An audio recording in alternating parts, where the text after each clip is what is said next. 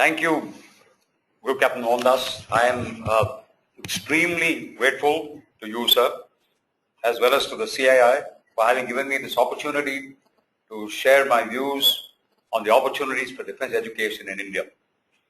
At the outset, I'd like to position this not merely as defense education, but like to concentrate as we go along on defense technology education, because in this country there are a lot of institutions which are dealing with defense education per se, but not many on technology education. So I propose to deal with this subject in today's webinar. Firstly, what do we understand by the term defense technology? What is its current importance in the Indian context? How and where is it now available? What are the emerging opportunities? But first, about technology itself. In many of the interactions that I've had with institutions, both connected defense and otherwise, the question arises as to, is there a difference or a linkage between science, engineering, and technology? I like to explain this by the example of the simple voltaic cell. It was back in 1800 that Alessandro Volta discovered as a scientific phenomenon the potential difference which existed between two plates immersed in an acid. That was actually science, the science of chemistry. But from there, the concept of engineering that knowledge into generation of electric current, storage of the electrical power in the form of a storage battery came in. But from science and engineering, we moved on to technology, where in 1836 the Daniel cell was manufactured, and it is estimated, let us say in this century, 2005 onwards, that the worldwide battery industry itself is $48 billion US. Now, how do we move from the simple voltaic cell, which is science, to the battery, which is engineering, to the manufacture of this, and then to the usage of this battery for various things, particularly in the defense domain? Example, in submarine propulsion is where technology comes in, and which means the wherewithal to manufacture a battery, the container, the plates, the chemistry involved, and so on and so forth. So this interaction is what we need to understand when we move from science to engineering to technology. If you look at technology in the defense domain itself, particularly in the context of modern warfare, where really speaking the days of face-to-face combat are over, and it's over the horizon combat today, where technology remains supreme. And in fact, we go back to the Gulf War itself. I think the Gulf War was fought over the horizon and won purely by technology. Therefore, it's very important for us to understand that in the defense domain, technology plays a very important role, and from there stems the subject of today's seminar, that we need to look at people who can acquire technology, manage technology, and therefore we need to educate ourselves on the management of technology. If we look at the defense domain in particular, the military capability of a nation, the components of these are the hardware, namely the guns, the ships, the aircraft, the tanks, and so on and so forth.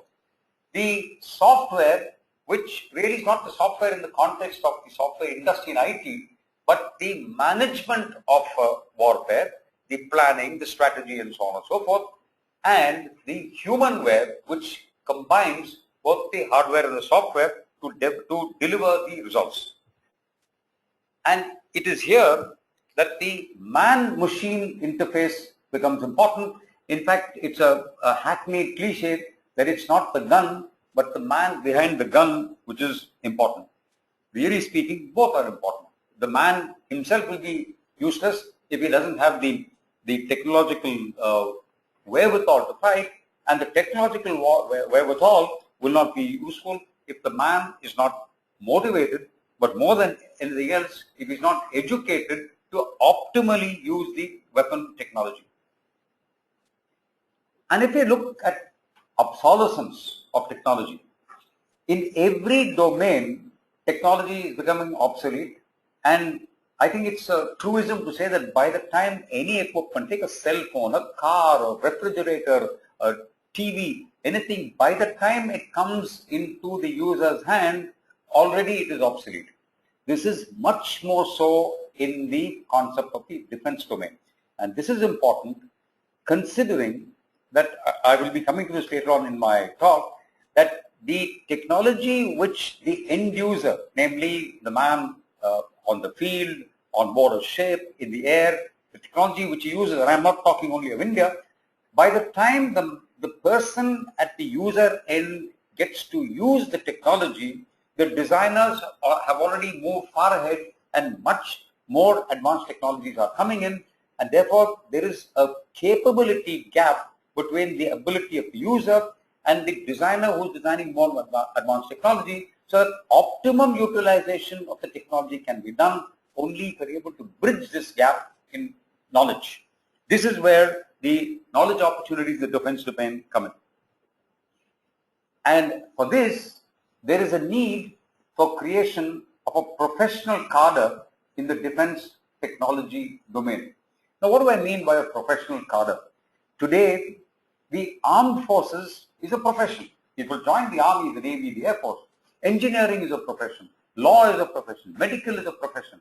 But such is the nature of defense technology that we need to create a cadre of defense technology professionals. And that is, again, to repeat what I was saying, the purpose of this webinar, that what are the opportunities emerging in the education field in terms of defense. Let us look now briefly at the technology life cycle. With special reference to the defense domain, this is concerned with the time and cost of developing the technology, the timeline of recovering the cost, and the modes of making the technology yield a profit proportionate to the costs and risks involved. Now, the costs and risks, there are two very important words which we are using over there. One is the cost of developing the technology, the research and development cost, the manufacturing cost, the material costs, etc. And the risks that when utilizing it, are we going to get maximum gain not in terms of finances, but in terms of national interest, national defense capability, etc. The technology in the defense domain has to take that into account. The technology life cycle also must be protected during its life cycle with patents, trademarks, so that the cycle could be lengthened and the profits could be maximized. And here again, it calls for the creation of professionals who are not merely the professionals who are going to use the technology, but the professionals who are going to design the defense equipment, systems, components, materials, etc. People are going to manufacture that, put it together, and then hand it over to the user. The technology life cycle itself can be divided into 4 phases, which are the R&D phase. This is something called the bleeding edge. Inputs from here are very negative, prospects of failure are high. But then, having achieved the R&D phase, we move to the ascent phase, which is called the leading edge. Following this is the maturity phase, and like in all industries or endeavors, the decline or the decay phase, where the reducing fortune, which leads to coming back to reinvent or make the technology much more effective. Also, in technology management, we come to the concept of product life cycle management. The PLM, as it is called, is a process of managing the entire life cycle of a product, from its conception through design and manufacture to service and disposal. You can take any aspect of the defense domain. You can take a warship, you can take an aircraft or a battle tank. It is designed at a particular period, then it gets manufactured, series production, gets into use, is upgraded, modernized, and after some time it is phased out. So this one has to think in terms of managing the total life cycle of the product, and this especially so in the defense capability. Now, in order to have proper product life cycle, we need to integrate people, this is the key, data, processes, systems, and a product information backbone for companies and their companies involved in the defense domain, industries, etc., which will be coming back to it after some time. Now, I believe that there are 4 pillars of defense capability.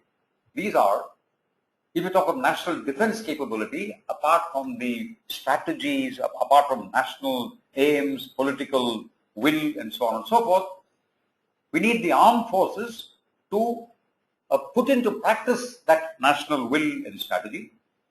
We need, in the defense concept, as in India today, the Defense Research and Development Organization, which designs the equipment, the industry which manufactures the equipment and systems.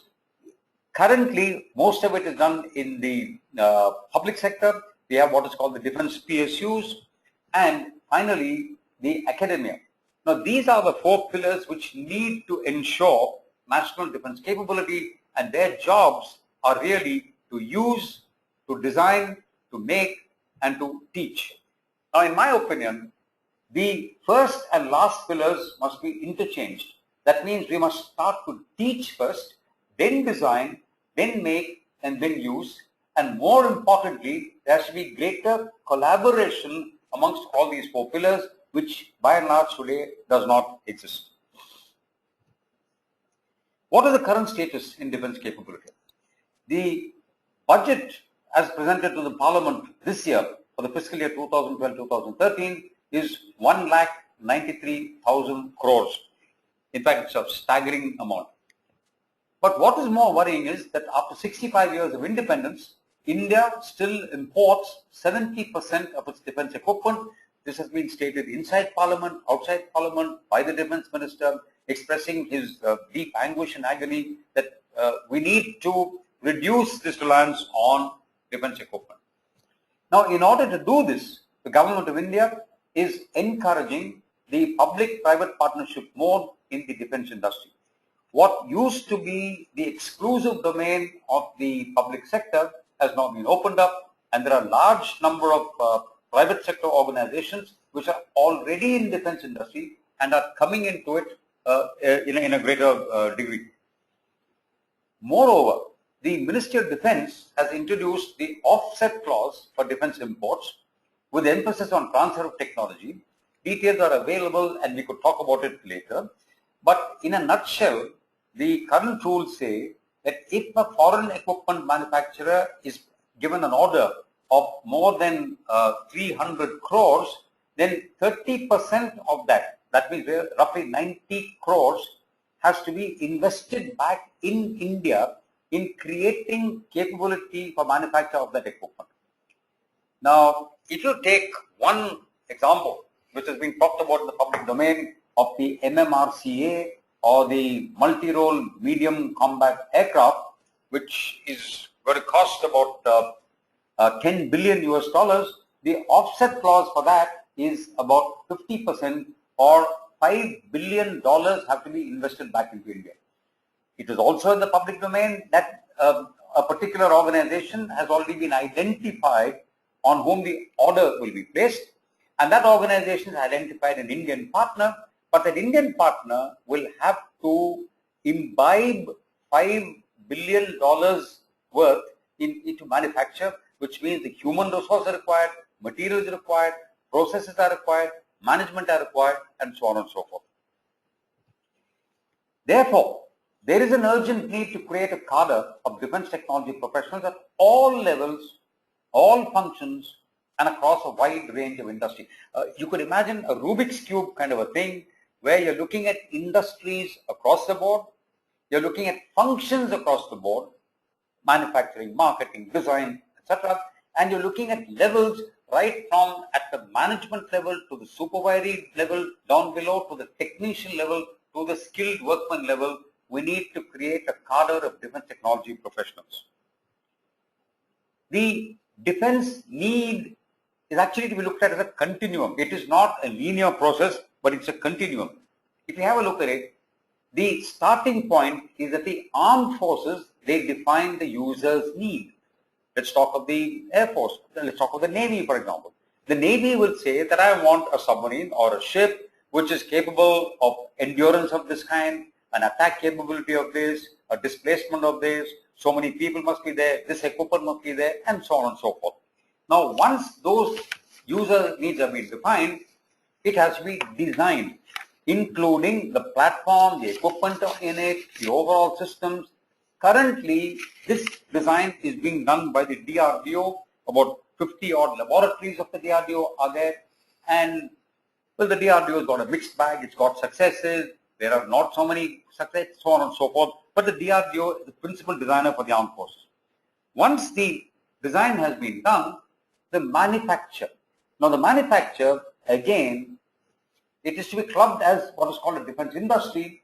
It could include, well, today it includes mostly the public sector, but it has to go down from a platform right down to the component level. Once that is done, it has to be tested and evaluated. There are quality assurance organizations. The quality requirements of the defense industry are very, very stringent. There are tests at various levels, field acceptance, factory acceptance, C acceptance, and so on and so forth. And many, many certification organizations, all these come into play. And then it is handed over to the armed forces to operate, maintain, repair.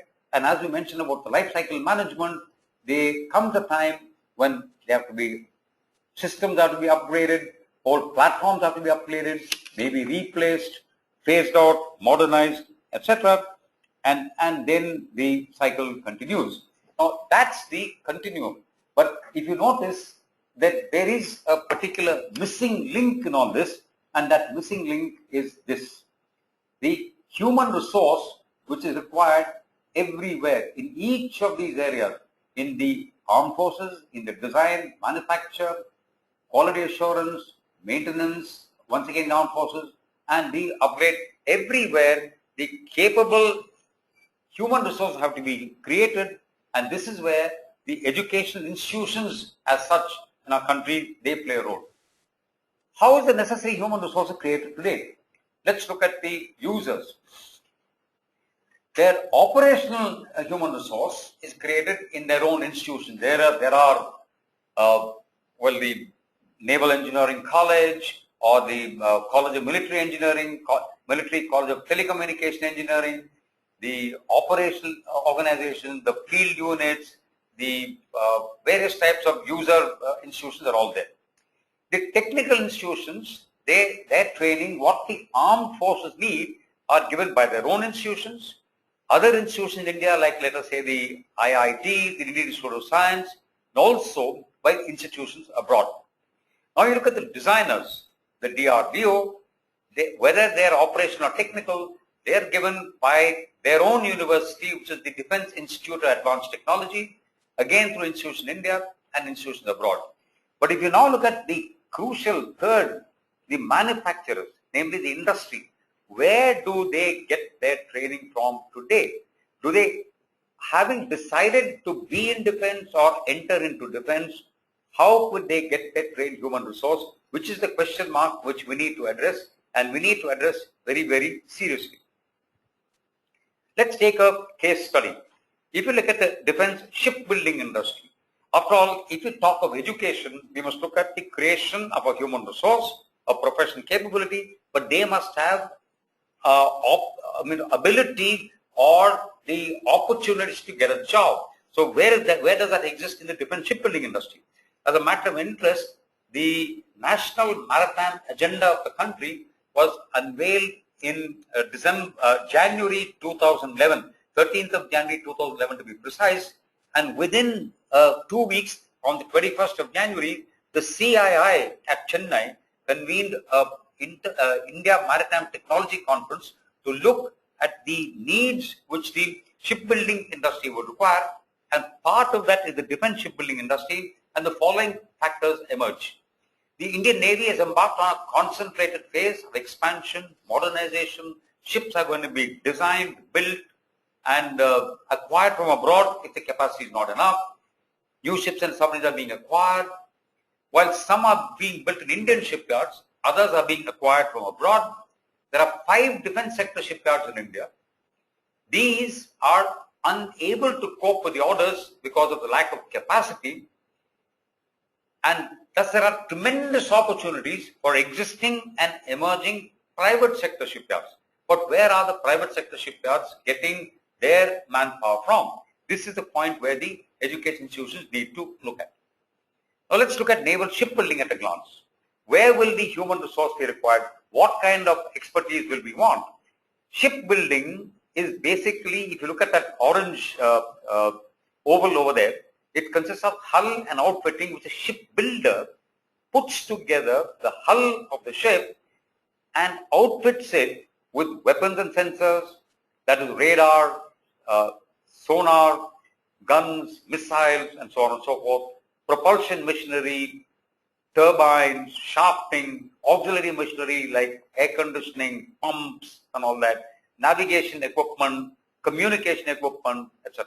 These are all done by various manufacturers given to the shipbuilder, and the manufacturer and shipbuilder along with the user integrate all this into a weapon platform, test it, try it and hand it over to the user, where they operate, maintain, repair, modernize, then it gets phased out and a fresh design starts.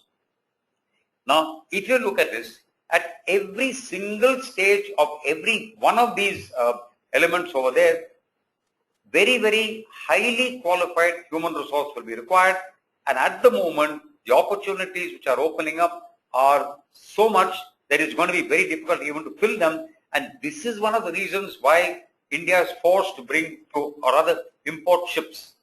If we build up our capabilities in shipbuilding alone, I think we won't have to import them. Now, this is only shipbuilding. Now, in shipbuilding, what are the disciplines?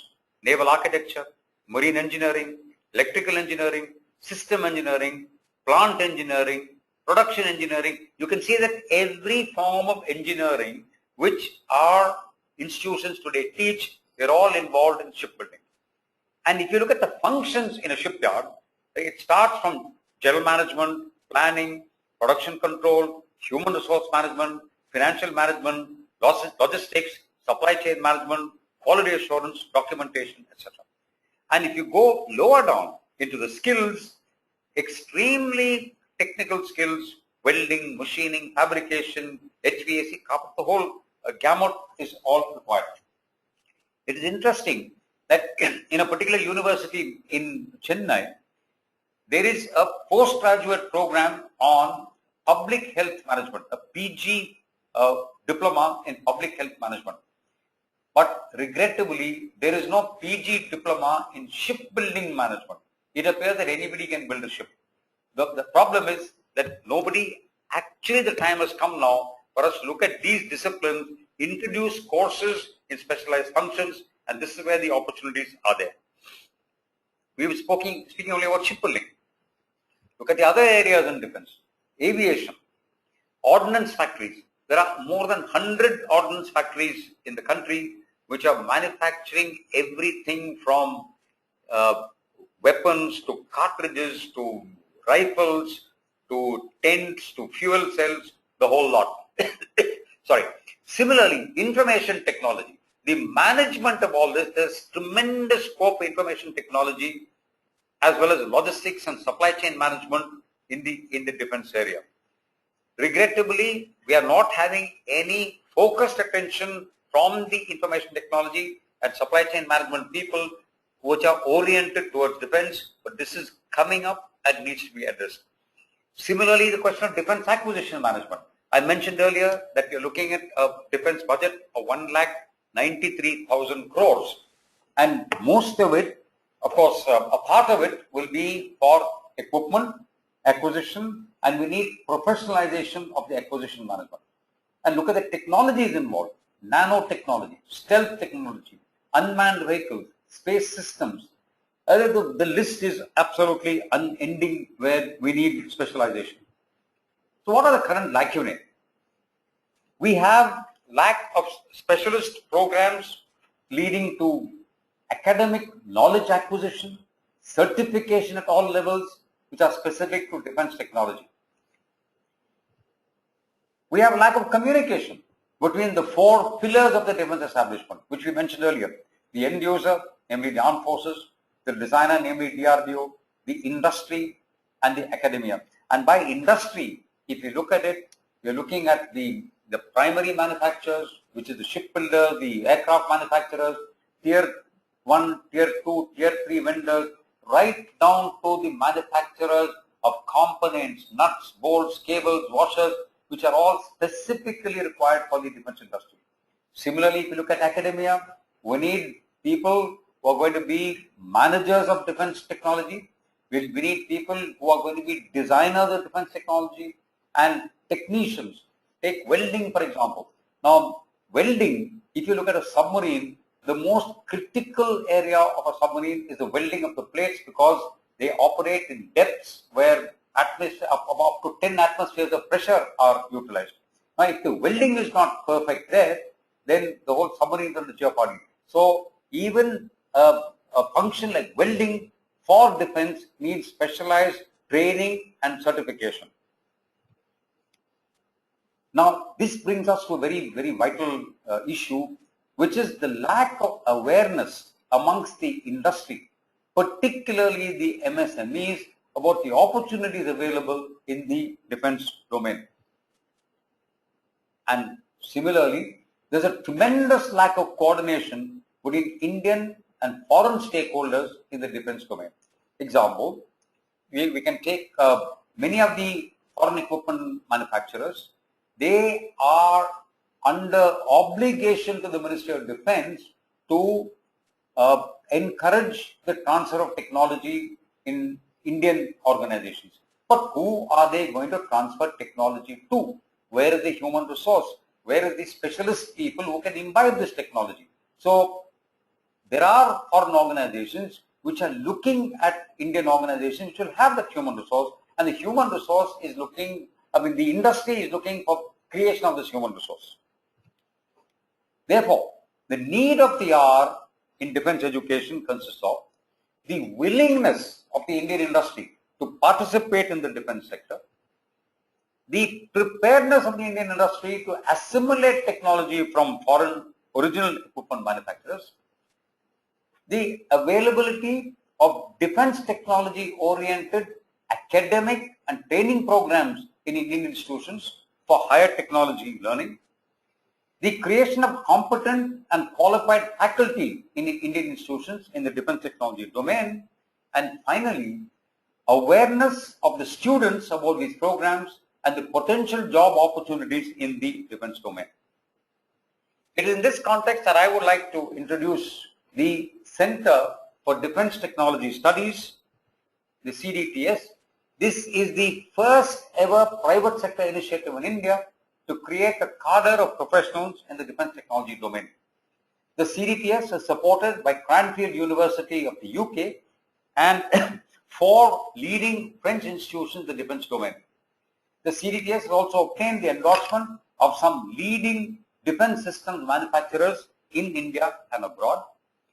The following program that CDTS will be available: Master's degree, MBA in Defense Technology Management. This is the first time that this is being available in the private sector. Credit-based flexible programs leading to PG certification, diploma and MSc in defense specific areas. For example, if you look at simulation and modeling in the defense industry, you could do a PG certificate which you can get after a certain number of credits. Then you can upgrade to a diploma to obtain more credits, and finally you get a master's degree in science in these areas. The CDTS is also offering MPhil and PhD programs in defense, strategic and technology studies. Sorry. And finally, there will be R&D programs in defense domain leading to incubation and transfer to industry for productionizing.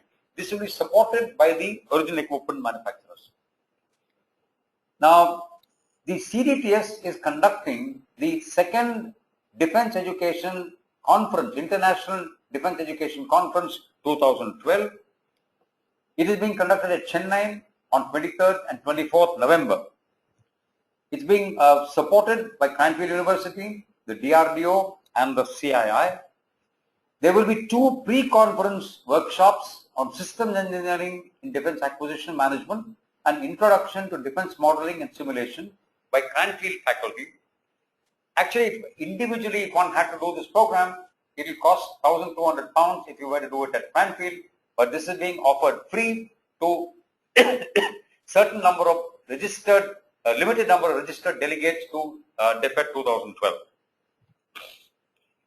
For further details on this, you could visit the websites of Hindustan University, Cranfield University, and CII, or you can contact Commodore Shekhar, that's me. My mail ID is available, my mobile number is available. Thank you very much for having participated in this webinar, and I would now most willingly take on any questions or clarifications. Thank you very much.